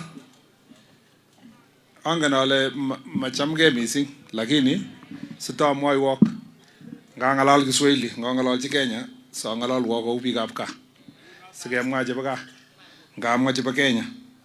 Ya kwanza tumekuja hapa kama security team kwa sababu tulisikitizwa na maneno imefanyika hapa Ang'ata Barikoi. Maneno imefanyika hapa imeletea aibu taifa letu, na imeletea aibu wizara ya usalama, na imeletea aibu wananchi wa hapa Ang'ata Barikoi na taifa nzima. Tunajua ya kwamba ile maneno imefanyika, tunajua janzo ya hiyo maneno haya. Ilianza na wizi wa ng'ombe. Lakini hakuna sababu yeyote, askari yeyote katika taifa la Kenya ameruhusiwa kwa sheria kwa sehemu yoyote ya kwamba makosa ikitokea inayohusu watu wawili watatu ya kwamba watu ambao hawajafanya makosa wanaweza kuvamiwa, wapigwe, mali yao iharibiwe na wao wafanyiwe ile kinyama ambayo wananchi wa hapa Ang'ata Barikoi walifanyiwa. Kwa sababu hiyo nimekuja hapa kusema kuna wakati mimi natetea polisi wetu wakifanya kazi, lakini pia kuna wakati ninawakashifu wakifanya makosa kama vile walifanya hapa Ang'ata Barikoi. Kama waziri wa usalama ambaye wizara yake inasimamia idara hii ya usalama, ningependa kuomba msamaha wananchi wote wa hapa Ang'ata Barikoi ambao waliumizwa kwa sababu ya kitendo ya kinyama ya maafisa wa polisi ambao walifaa kulinda wananchi, sio kupiga wananchi na kuwakandamiza na kuibia mali yao. Kwa hivyo nawaomba pole sana. Nimesikia habari zenu, nimesikia wamama, nimesikia vijana, nimesikia hawa wazee ambao wameongea kwa uchungu sana, mpaka hata mimi nilisikia uchungu mwenyewe. Kama Mkenya ambaye na mwanasheria na waziri ambaye anasimamia mambo ya katiba yetu. Katiba yetu chapter 4 inalinda haki za mwananchi yeyote. Na hakuna haki ya kukandamisha mwananchi, kumnyang'anya mali yake na kumpiga vile wamepigwa hapa. Na kwa sababu ya hiyo mimi nataka kusema ya kwamba wale askari wote ambao walihusika na makosa haya watachukuliwa hatua ya kisheria. Uchunguzi utafanywa, ipatikane ni nani alihusika na wao wachukuliwe hatua ya kisheria. Hawa wameletea aibu na wameharibu jina ya kikosi ya wizara ya polisi na wanataka kugawa wananchi na serikali yao, kugawa wananchi na pamoja na viongozi yao. And because of that, I have told the Inspector General of Police he must move with speed to investigate what happened in Ang'ata Barikoi to the extent yenye atiposho mili inachomwa, sijui mali ya watu inachukuliwa, sijui duka inabomolewa. Sasa duka ikibomolewa tutapata mwenye alifanya makosa. So I have told the Inspector General of Police I move with speed, I institute internal investigations to establish exactly what happened na wale askari walihusika wachukuliwe hatua ya kisheria. Kogas ngalechi kamwa? Kogas komye? Manyo yu anyay ngalega sarakasi chokyo tiengoroni chapa siasa. Ane mami siasa. Ngaitu yu ko gaitu. Ako lazima gay ko le kamwa. Mache gahakikishan kele askarindet age tugul nega chor dugetab chito anan ko ngame malikchi anan ko pripik ko lazima keipchi hatua nebo sheria kenam ak keip kotini anan keon eng kazi. Omete chakimwoe eng yu kele ola kamwa kele kala mache ketile mishahara. Mi ono mishahara ngat kakeon chito kotokomi mishahara. Kaikai koek ane nenyoliponoti chemi let yu ko kakelechi chun chemi tai koba kwa sababu ya makosa yenye umefanya. So we don't joke when we say we want police reforms that will ensure that our police officers wanakuwa responsible kwa kazi yenye wanafanya. We are very serious in what we do, and we want to tell our police officers that they must not sabotage the security of the nation by dividing the citizens plus the government. Kokas ngaraje gamwa? Komo ini chimiga nyengo moi work engutit. Yeah? Our police wetu wenye wako hapa na Inspector General na Deputy Inspector General na Commandant ya GSU hapa, hawa tumekubaliana tayari tukiwa Nairobi kwamba hakuna askari anakubaliwa kulete uhasama kati ya wananchi na serikali. Kagogoin kurset meng'ikab bororietab Kapshoi chemite Kerio Valley eng serikali kosipto DCC nebo komasatak eng kit nekamwa kole kokobor kalotunet akoruchi komasta age eng ng'alalet kotinygei ak terchinetab mbaret eng kwenutab bororionotok ak bororietab Kapsiran. Kinyoru report kobun Andrew Kimeto. Kakobor nerekek akoyai kambaget meng'ikab bororietab Kabishoi eng Marakwet East akobo kit nekamwa kole kokobor kalotunet ofisaekab serikali kondochini DCC nebo komosata eng terchinetab mbaret nemaitos bororionotok bo Kabishoi ak Kabarsiran.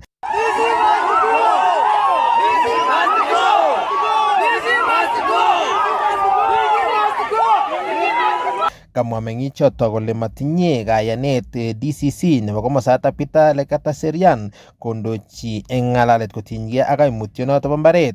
Ni nani alipeana quarters akapanda maisha? Mimi on a public interest case, mimi ningeomba ya kwamba ndio watu wapata amani kwanza. DCC atoke na mwingine akuje ambaye mwenye ako impartial, because mambo ya land ni more sensitive, and the government should refrain from use their criminal justice system to settle the land. There's a procedures of settling land. Sisi kama sisi tunasema hatuna imani na DCC Kerio pale, kwa sababu yeye hajawachilia wazee wachukue jukumu ya mashamba. Yeye amechukua hiyo jukumu. Kamwa meng'ichoto kole imuchi kobit terchinetab bororiondit eng kwenung'wa ak bororionoto angot komachutyi serikali akokon takchinet neititaat. Kama kabishoi members wherever they are, tunahitaji protection ya serikali kwa sababu we are under siege. Saisi tunawindwa kwa sababu tumeraise haki yetu kama ya land. Sisi tunasema serikali waingilie.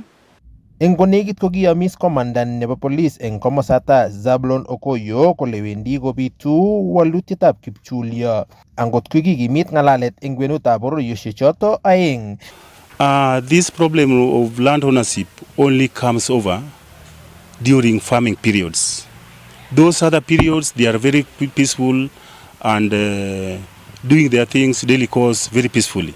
And in fact, if you get to these people, how they are residing, they intermingle. They reside one another. You can find a Kapshoi living in Kapsiren, Kapsiren living in Kapsoi. It is only during farming times when they have their peaceful their disturbance of land ownership. But as at now, we have had several meetings engaging them.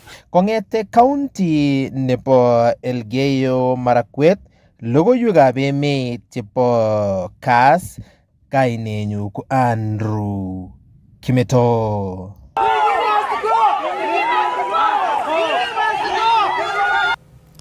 Kakobar kaimetabkei kabatik chebo avocado kobun Chepkirib, Kembu ak Chemaner eng Bomet East eng county nebo Bomet kosubkei ak neo kotestai konyor asenet chebo rurutikwak kosubkei ak chorset nebo avocado eng komasatak. Alak eng kabatik chekaimuch kong'alal ak ketishani kokamwa ichek kole makonyorune kelchin kolsetab avocado kou ye kicham konyorune eng tai. Kabatikab avocado kobun Chepkiribe, Kembu ak Chemaner en Bomet Eastern County nebo Bomet kobune kaimutik kosubkei ak chorsetab logoekab avocado en kokwotinwek choton chekamwa ichek kole kokwo barak ole kakimuch kerutechin alak en kabatik kobun komosotok ole tinye ichek kaimetabkei nekamwa kole makonyorunen kelchin rurutikwak. Atemindetab avocado en Kembu ward ako tabu nekitinye ko nebo chorsetab avocado. Ko ngebute avocado ishe ko kochang'a ptoik chekonyo kochorenech avocado. Kokichoraten imbar avocado ishe kokarurio kochore kemo. Pute kemo en saishek chemakikere.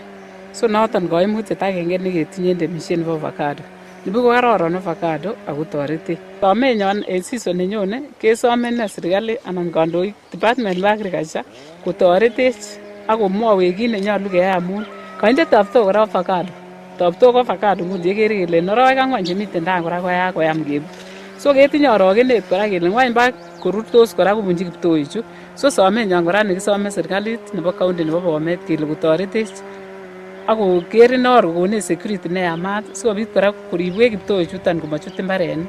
Amun ko kit nekokakibwat ko kokakele kinam kiruoten imbar ngandan kiruiyo alak imbar kora ako kitestai kechoren avocado. Kamwa Ellen Terer kole kikotil kokes logoechoton ak koboisien en oratinwek alak cheimuch kokochi ichek kelchin kosubkei ak chorset nemi barak nerirtoen neranik kobun komosotok chekikochutyi chorsetab logoechoton. Ikere ot kinam any kingokakonam ptoik kochor kinam kebut ak kele kaikai kechoben ui tugul avocado oil chekiilengei asikobit kotoretech kosir kokesta kiptoik.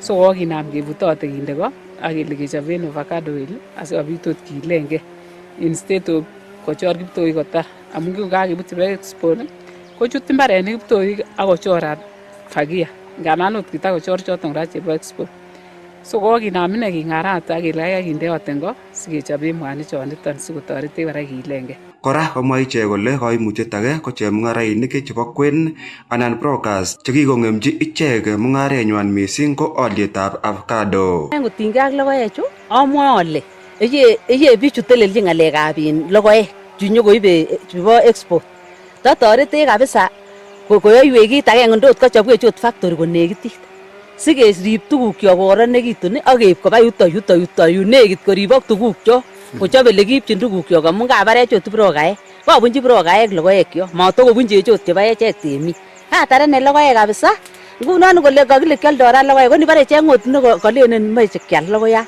chito neibes kole koib olimbo Nairobi ko megere noton brokayat no ng'olole twa kabare kabunchi logoek en tabare kole otoretech any okwekyon olenen moche logoek amun kikemin ak missing kora kesome kora kele takitekwech factory nenekit anyini sikeib logoek amun kimin kokwoninyon tugul kokiib akwates kidogo kora alenchi ikere sile kakokoik asenet ine kochang'a chorik makerue kiripse kemo.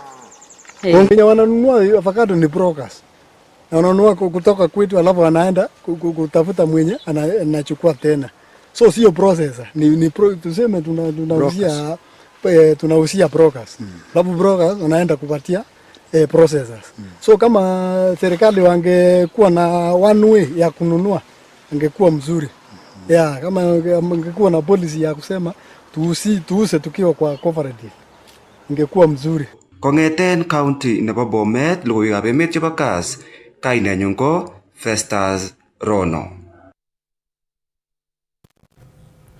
Kakomang'e alak eng meng'ikab county nebo Kericho akokon kerenwa kotinygei ak banwekab oret chetetat keyai eng betutab mutai nekibwotyin neranik chekibet sobonwekwak eng kenyitab 2024 ole kamwa ichek kole makat kokanapta serikali ripsetab kalyet eng emet asimabet ng'emetab malik ak kabetetab sobonwek. En kainet ko Eric Rotich, Draiman, chairman nebo bodaboda Chepseon. Kasom ale biikab bodaboda chebo Kipkelionis, Chepseon and the entire Kericho County ongebe boisionik kor. Ng'alekab finance bill kele kanyakibwat biik chekibek during the demonstration nekinye ko it's uncalled for amun ndakamoe bichono koba kobwat bichotet keba kanisa as an organized nini akesa akibwat kele kibek sobonwekab biik amun kot kebendi oret komoe kibwat korong kele mi biik chekikibar ak baketorchi Rivayala cheyoche kibwat kotabwone koik priority chotet. Mi biik chekikibar ak ketorchi chekibore Mukuru kwa Njenga ako kayache kibwat choton ak ichek ko sobonwekab biik. So it is uncalled for. Ng'alek kotinchi ng'alekab compensation. Serikali okwe komato nini. Kot komi compensation komuch keinjarengei amun kimako accident chotet kit nekipangana.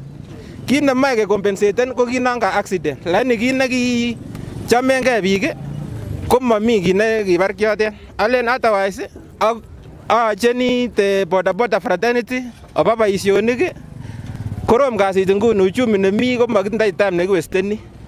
Gen Z ichu ko werikyok, lagokyok amotounen yoton. Ako akere komakararan kemwa kele kibwoti ne ako kibet biik sobonwek. Ako malaume serikali kidogo. Kikompensateni ne chito nekimong bokoyai maandamano kwake bokochorso kemwok. Ikere kototestai ng'olyondoni kemwoe kele kekompensaten koyoe kila.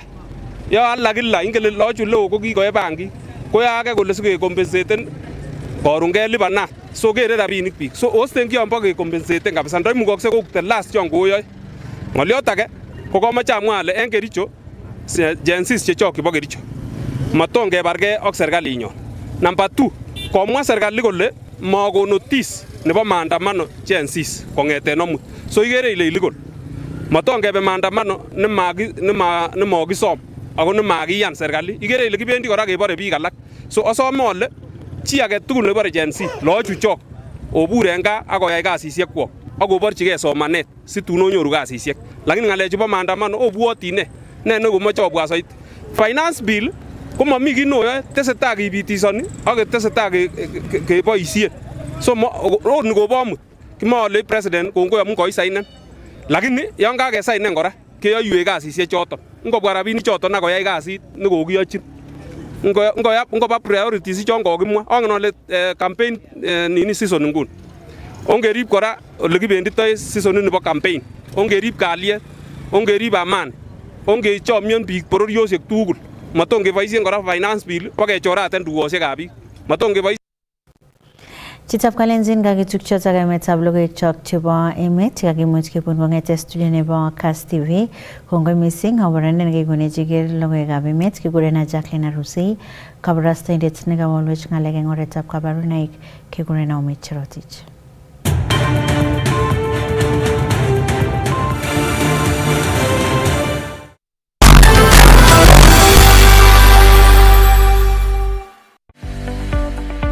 Kimitei akobo inye ako kimita sikinetkei kibaibaitkei ak kinoisechigei tuguk cheterter chetesetai eng emetab Kenya ak emotinwek chebo sang. Inyorwech eng DSTV channel 266, Zuku channel 19, GoTV channel 099, Star Times channel 164, Pang eng free to air, Bamba free to air, Azam channel 336 koboto online streaming eng www.kasstv.co.ke. Kotitinye ng'oliot age tugul kotinygei ak tetutik chok, sirwech sirutiet en oretab email konyo info@kassfm.co.ke anan ko SMS en namba 5552 anan ko 30552 ak imwawech kit neichome ak nemechome. Kass TV, kimnotet nae.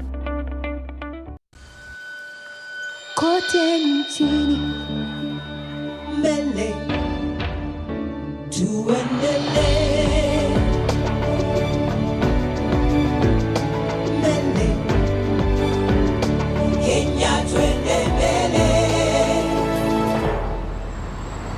Kenya Twende Mbele.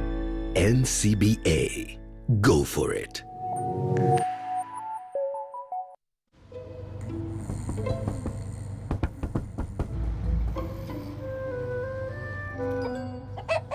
Numerous cases of people falling asleep have been reported across the African continent. No one can explain this phenomenon. With 24/7 FIFA World Cup coverage, sleep can wait. Everything can wait. Reconnect GoTV Yako for only 999 shillings today, only on GoTV. There are stories that make the heart race. Where love is born in the most dangerous moments. Ali was actually Poyraz Ali. Each secret can destroy everything. Love, passion, power, lies. It's not the first time you let me down. It was my mistake for trusting an idiot like you. The dramas that make you feel everything. Catch the sizzling episodes of Sins and Roses at 4 p.m, Domenica Monteiro at 5 p.m, Be My Sunshine at 6 p.m, and Avenida Brazil at 7 p.m, Central African Time. Only on Novelas Plus.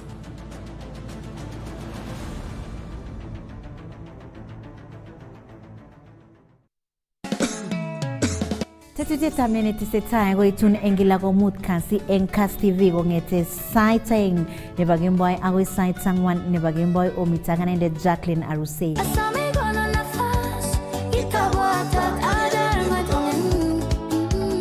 Ibwatileng netesetai ketindoi segments cheterter, mitei kebeberta nebo what's trending, king'olole akobo topics chekotestai ko trendan during the week eng social media. Aketindoi kora kebeberta nebo Talent Central.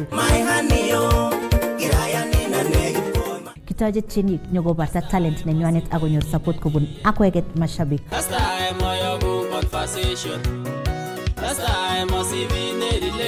Ongetuye eng kila komut kasi eng netesetai.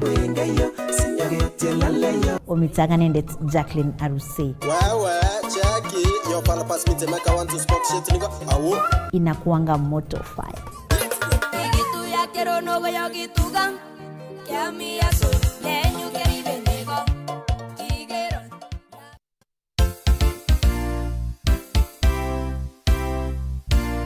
komite nano nene testai ngolombo nyumbani.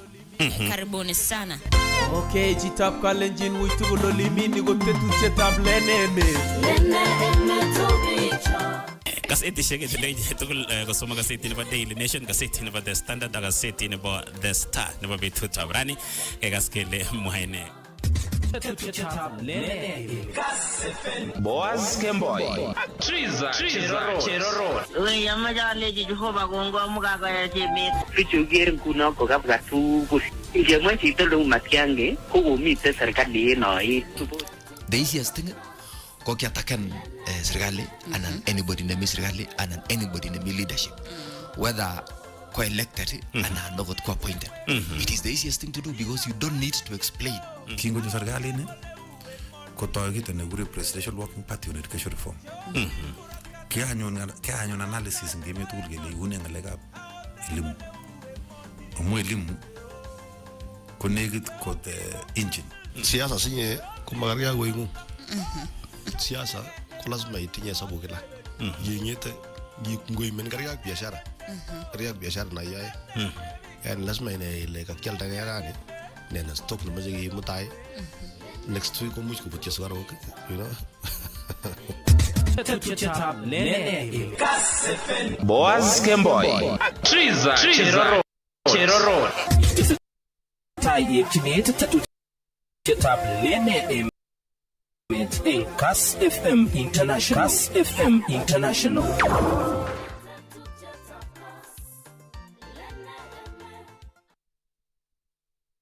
This June, step into a bigger entertainment experience with more to love on Us. We're talking more drama, more action, more unforgettable stories, all waiting for you. All hands on deck. We're opening up our world of entertainment so you can view more. This June, pay for your current DSTV subscription and we'll upgrade you at no extra cost.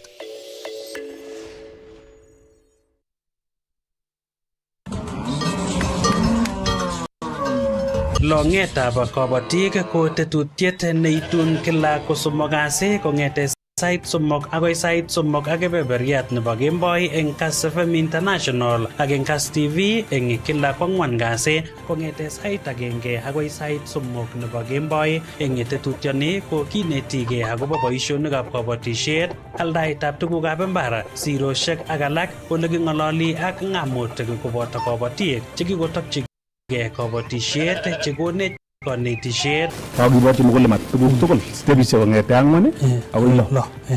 Ero nebo lo kakokara kuniet makonor nguno bandechik. Boisioni nebo marakwek kokonech tuguk chechang kikeboisien eng kit age tugul. Kikeboisien kechulen buchi, kikechoben chapati. Kotuye ak ane Bernard Tanui eng tetutionitok bo longetab kabatik eng Kass FM ak Kass TV asikinetkei chechang.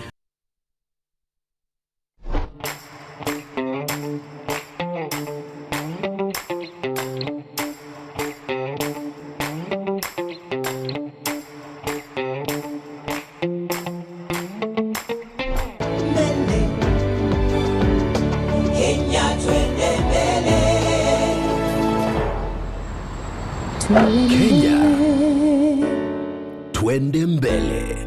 NCBA. Go for it.